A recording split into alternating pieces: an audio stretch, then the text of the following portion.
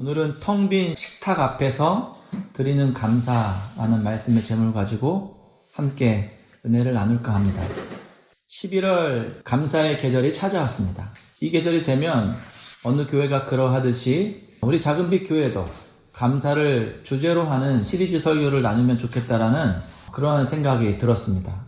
그런데 막상 설교를 준비하려고 하니까 제 머릿속이 하얘졌습니다. 왜냐하면 이 설교를 준비함에 있어 제 마음속에 우선적으로 그려진 청중의 모습은 텅 빈 식탁 앞에 앉아있는 성도의 모습이었기 때문입니다. 물론 저는 서둘러 그 이미지를 지워내고 풍성한 음식들로 가득 찬 식탁 위에 앉아있는 성도들의 모습을 그려낼 수도 있었겠지요. 그러면 저는 그 식탁 위에 셀 수 없을 만큼 놓여있는 음식 가짓수만큼 수많은 감사의 이유를 대면서 하나님께 감사해야 한다고 힘주어 설교를 할 수 있게 됐을지도 모르겠습니다. 그러나 저는 끝내 그 빈 식탁 앞에 앉아있는 청중들의 이미지를 지워낼 수가 없었습니다. 왜냐하면 우리 주변에 살아가는 이웃들의 그 현실이라는 식탁은 그 감사라는 단어가 공허하게 들릴 만큼 텅 비어있고 또한 절박할 때가 많이 있기 때문입니다. 이미 암세포 제거를 위해 수차례 수술을 받고 그때마다 완전한 치유를 기대하며 하나님께 기도해왔지만 얼마 안 되어 또다시 암이 발견되었다라는 통보를 받은 환자 교우 앞에 과연 우리는 어떠한 감사를 이야기할 수 있을까요? 혹은 가장 안전하고 따뜻해야 할 가정이라는 울타리가 오히려 언제 터질지 모르는 불안과 눈물로 얼룩진 가장 고통스러운 전쟁터가 되어버린 영혼들 앞에서 우리는 과연 어떤 감사를 이야기할 수 있을까요? 그동안 우리는 불편한 마음 때문에 서둘러 채널을 돌리고 애써 외면해왔지만 사실 우리 현실이라는 다큐 채널 속에는 텅 빈 식탁 앞에서 감사의 기도가 아닌 응답받지 못한 기도의 신음소리가 더 많이 울려 퍼지고 있습니다. 마치 오늘 우리가 읽었던 본문 속에서 다윗이 드리고 있는 절규에 찬 기도의 소리처럼 말입니다. 다 같이 시편 13절 1절과 2절의 말씀을 한번 다시 읽어보겠습니다. 시작. 여호와여 어느 때까지이까 나를 영원히 잊으시나이까 주의 얼굴을 나에게서 어느 때까지 숨기시겠나이까 나의 영혼이 번민하고 종일토록 마음에 근심하기를 어느 때까지 하오며 내 원수가 나를 치며 자랑하기를 어느 때까지 하리이까. 예, 이것이 현실이라는 식탁 앞에서 앉아있는 솔직한 우리의 마음의 소리일 것입니다. 사실 텅 빈 식탁 앞에서 우리의 마음은 감사보다는 원망과 탄식이 더 잘 어울립니다. 우리 식탁 위에 뭐라도 놓여 있어야지만 그것을 붙잡고 감사할 것이 아니겠습니까? 소고기까지는 아니더라도 치킨이라도 밥상에 차려주시고 흰쌀밥이 아니더라도 뽕보리 밥이라도 올려주셔야 하는 게 아니겠습니까? 도대체 이렇게 텅 빈 식탁 앞에서 우리는 무엇을 가지고 어떻게 감사를 드릴 수 있단 말입니다. 고도의 정신승리를 통해서 감사를 할 수 있을까요? 난 배고프지 않아. 난 없어서 못 먹는 게 아니라 다이어트 중이기 때문에 안 먹는 거야 라면서 끊임없이 자기 체면을 걸면 감사를 드릴 수 있을까요? 아니면 아예 감사를 포기해버리는 건 어떨까요?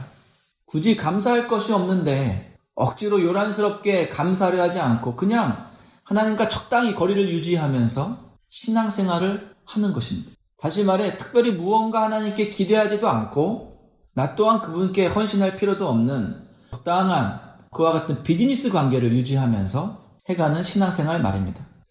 그런데 안타깝게도 그것은 불가능한 일입니다. 왜냐하면 성경은 분명히 우리에게 가르쳐 주시기를 감사는 옵션이 아니라 우리가 선택해서 드릴 수도 있고 안 드릴 수 있는 것이 아니라 우리가 반드시 행해야 할 하나님의 명령이며 또한 그분의 뜻이라고 말하고 있기 때문입니다. 데살로니가전서 5장 16절 18절의 말씀을 한번 읽어보겠습니다. 시작. 항상 기뻐하라. 쉬지 말고 기도하라. 범사에 감사하라. 이것이 그리스도 예수 안에서 너희를 향하신 하나님의 뜻이니라. 자, 그러므로 우리는 어떤 경우에도 하나님께 드리는 감사를 포기할 수가 없습니다. 다시 말해서 우리의 식탁이 가득 차 있을 때에도 혹은 그 식탁이 텅 비어 있을 때라도 하나님께 감사를 올려드려야 한다는 것입니다. 그렇다면 이처럼 역설적인 감사는 도대체 어떻게 해야지만 가능할까요? 그 비결은 바로 이 한 가지 사실을 깨닫고 고백하는 것으로부터 시작이 되어집니다. 그 고백은 다름이 아닌 이것입니다.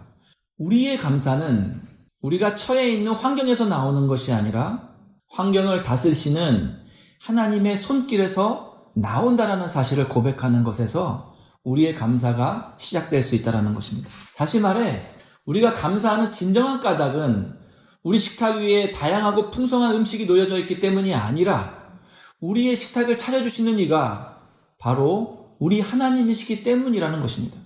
왜 그토록 이 사실이 우리에게 감사의 이유가 되고 또한 감사를 기대할 수 있는 희망이 될 수가 있는 것일까요? 왜냐하면 하나님은 결코 우리의 인생을 그 텅 빈 식탁 앞에 버려두시거나 영원토록 방치하시는 분이 아니기 때문입니다.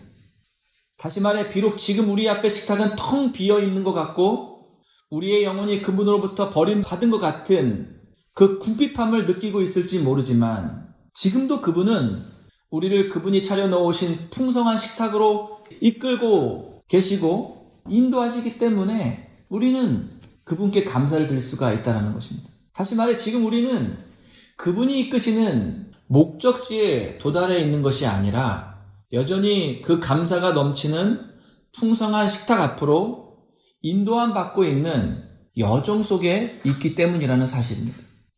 이 사실을 깨달았던 다윗은 시편 23편의 시를 통해서 우리가 현실 속에서 그 어떤 텅 빈 식탁을 만나도 언제나 우리가 감사를 할 수 있는 그 이유를 노래하며 고백하고 있습니다. 다 같이 시편 23편 1절의 말씀을 한번 읽어볼까요? 시작. 여호와는 나의 목자시니 내게 부족함이 없으리로다. 지금 그가 부족함이 없다라고 고백하고 있는 근거가 무엇인가요? 지금 그 앞에 풍성한 식탁이 차려져 있기 때문일까요? 아니요, 그렇지 않습니다.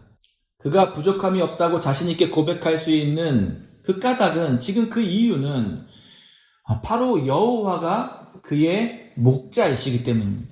이 고백의 의미가 무엇일까요? 단순히 목자 되신 여호와 하나님이 다른 목자들보다 더 많은 땅을 소유하고 있고 그 땅들이 비교할 수 없을 만큼 비옥한 땅을 갖고 있기 때문이라는 의미일까요? 아닙니다. 다윗이 자랑 삼고 있는 여호와는 나의 목자시니 라는 고백의 가장 진정한 의미는 그분이 얼마나 많은 소유를 갖고 있고 그것을 나에게 줄 수 있는가 라는 그 질문의 초점에 맞춰 있지 않습니다. 그렇다면 무엇에 초점을 두고 있는 고백입니까?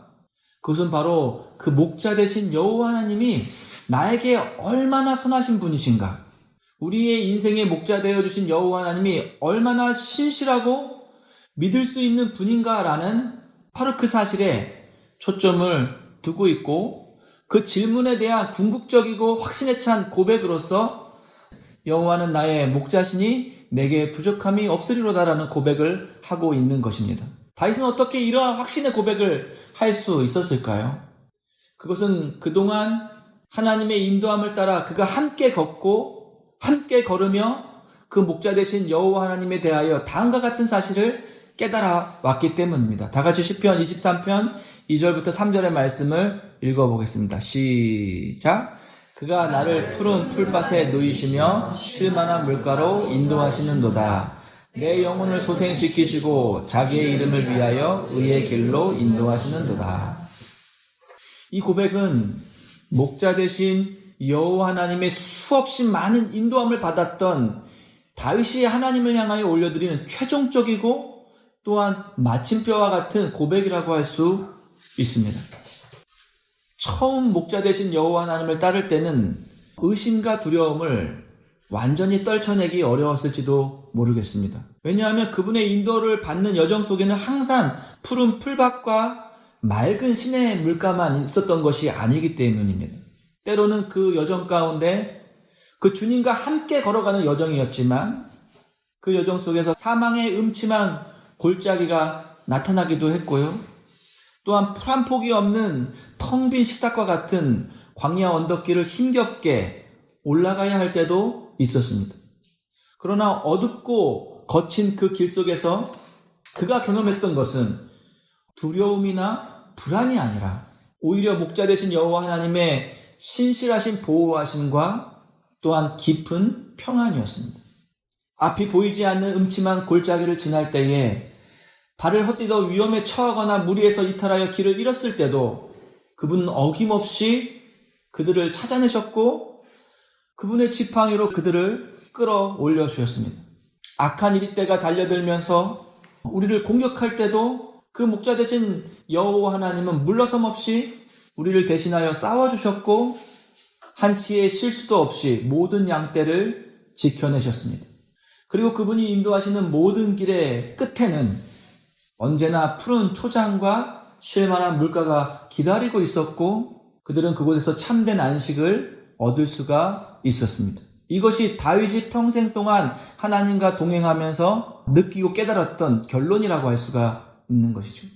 중요한 사실은 그 길 여정 속에서는 사망의 음침한 골짜기와 또 그러한 기가 막힌 웅덩이와 이리떼들이 있고 그것들을 경험할 수도 있다라는 사실입니다. 그렇습니다. 다윗의 내가 부족함이 없습니다라는 고백은 결코 근거 없는 자기 체면이 아니었습니다. 이는 평생 동안 그분의 인도를 따르며 걸어온 길 위에서 수없이 경험하고 확인했던 여호와 하나님의 선하심과 신실함에 대한 깊은 깨달음과 믿음에서 나오는 감사였고 고백이었던 것이죠. 우리가 텅 빈 식탁 앞에서도 감사할 수 있는 유일한 이유가 무엇일까요? 그것은 바로 다윗이 평생을 통하여 경험했던 그 선하시고 신실한 목자 되신 여호와 하나님이 바로 저와 여러분의 하나님 되시며 우리의 삶 역시 그분의 선하신 인도하신 가운데 펼쳐지고 있다는 확신 때문입니다. 우리가 이 확신을 갖고 있기 때문에 텅 빈 식탁 앞에서도 감사할 수 있는 것이고요.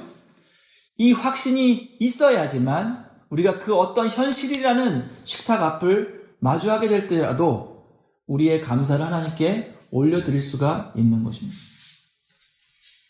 비록 지금 우리의 현실이라는 식탁은 사망의 음침한 골짜기와 같고 풀 한 폭이 없는 광야길과 같을지도 모르겠습니다. 또한 우리의 현실이라는 식탁은 원수들의 손에 의해 사정없이 내동쟁이 쳐져 있고 그들의 목전에서 온갖 수치와 조롱을 당하고 있을지도 모르겠습니다.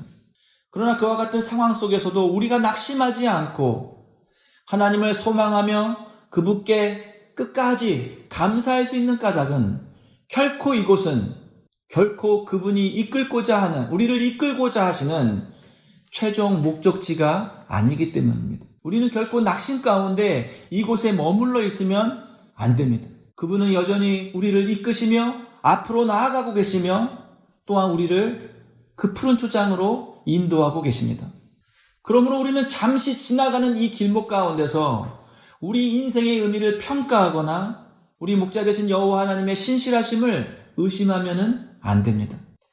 풍성한 감사의 계절이 시작되는 지금 선한 목자 되신 여호와 하나님을 따라 동행하며 걷고 있는 여러분의 길은 지금 어떠한 길의 모습입니까? 여러분은 지금 어떠한 길을 지나고 계십니까? 사실 우리의 모든 길은 다 다를 수밖에 없습니다. 어떤 이는 이미 푸른 초장과 쉴만한 물가에 도착해 마침내 그분께서 베풀어 주시는 풍성한 그 식탁의 은혜를 누리고 평안 가운데 계시는 분들도 있을지 모르겠습니다. 그리고 또한 어떤 이는 이제 막 해가 져가는 초저녁 가운데 사망의 음침한 골짜기로 들어서고 있는 길의 여정 가운데 있는 분들도 계실지 모르겠습니다. 또한 어떤 이는 이제 막 그 길을 출발하며 시작 가운데 있는 그러한 분들도 계실지 모르겠습니다. 그러나 우리가 어떤 길을 걷고 있던 간에 변하지 않는 중요한 사실 한 가지는 우리 모두가 동일하게 그 선한 목자 되신 여호와 하나님의 인도하심을 받고 있다는 사실입니다. 바로 이 사실이 우리가 현실이라는 텅 빈 식탁 앞에서 확신에 찬 감사를 올려드릴 수 있는 유일한 이유이며 또한 방법인 줄 믿습니다. 말씀을 맺습니다. 우리가 하나님께 감사를 드리는 까닭은 지금 내 앞에 놓여있는 식탁의 풍성함에 있지 않고 그 식탁을 차려주시는 이가 바로 우리 하나님 되심에 있는 줄 믿습니다. 그러므로 이 감사의 계절에 우리가 하나님께 올려드려야 하는 진정한 감사의 내용은 그가 우리의 선하시고 신실한 목자 되어주심에 있고 또한 우리의 삶이 여전히 그분의 인도하신 가운데 있다는 사실에 있는 줄 믿습니다. 비록 그 인도함의 여정 가운데 때론 텅 빈 식탁과 같은 사망의 음침한 길을 지날 때도 있고 이리 때와 같은 원수 앞에서 수치와 조롱을 당할 때도 있지만 우리가 소망 가운데 바라봐야 할 중요한 사실은 이것입니다. 선한 목자 되신 여호와 하나님께서 마침내 우리를 푸른 초장과 쉴만한 물가로 인도하실 것이며 우리를 조롱했던 모든 원수의 앞에서 풍성한 상을 차려주시고 그들의 목전에서 우리에게 상을 베풀어 주심으로 우리의 수치를 씻어주시고 우리의 부끄러움을 걷어주시고 마침내 우리를 영광스럽게 해주실 것이라는 사실입니다. 이 감사의 계절에 사랑하는 작은빛 교회가 그 어떤 열매가 아닌 마트에서 막 사오는 그런 열매가 아닌 신실하신 하나님을 향한 그 소망과 선하신 하나님을 향한 흔들림 없는 믿음의 열매로서 하나님 앞에 감사를 올려드릴 수 있기를 소원합니다. 그리하여 우리의 텅 빈 식탁을 풍성함으로 채우시고 우리의 두려움과 슬픔을 승리와 감사의 찬양으로 바꿔주시는 하나님 앞에 진정한 감사의 예배를 올려드릴 수 있는 저와 여러분이 될 수 있기를 소망합니다. 다 같이 시편 13장 5절에서 6절의 말씀을 믿음으로 고백하고 올려드리며 우리의 예배를 마칠까 합니다. 다 같이 읽겠습니다. 시작. 나는 오직 주의 사랑을 의지하였사오니 나의 마음은 주의 구원을 기뻐하리이다. 내가 여호와를 찬송하리니 이는 주께서 내게 은덕을 베푸시니로다. 아멘.